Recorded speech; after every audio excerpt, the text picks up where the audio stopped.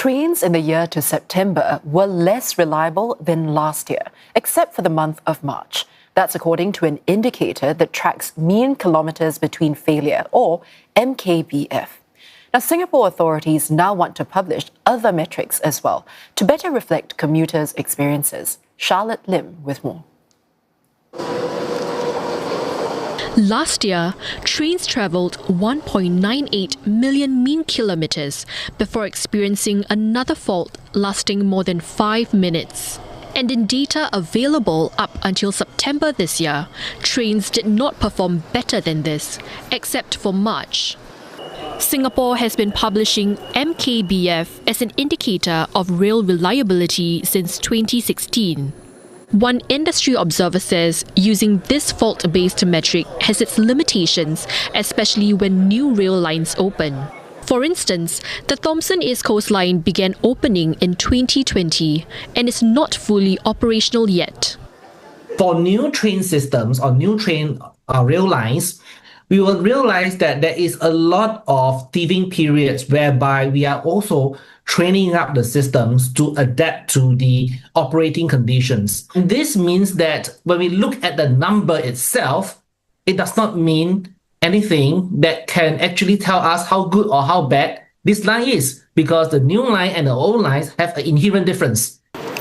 From now, the Land Transport Authority will also publish 3 new indicators: how often trains operated according to schedule, how often trips were completed on time, and the proportion of daily passengers affected by disruptions.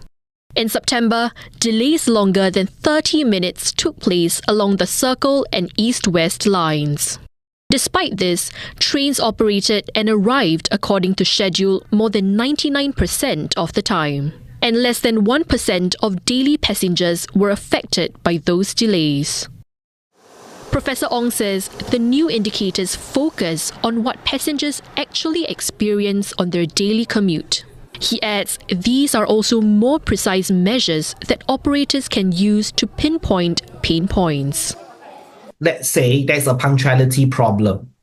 So potential railway faults that affect the punctuality will have to be highlighted and looked for and rectified for improvements, or the scheduled distance could not be met.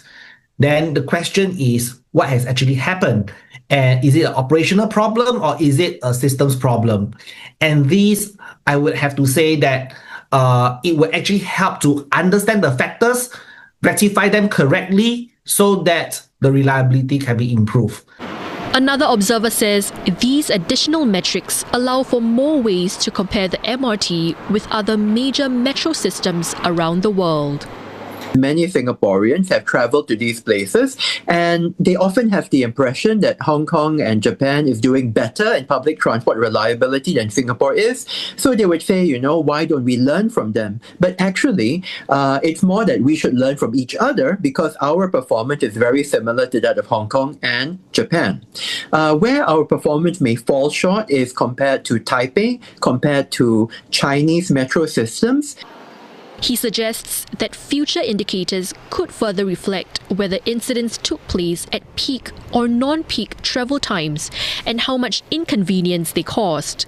These would better capture impact to commuters.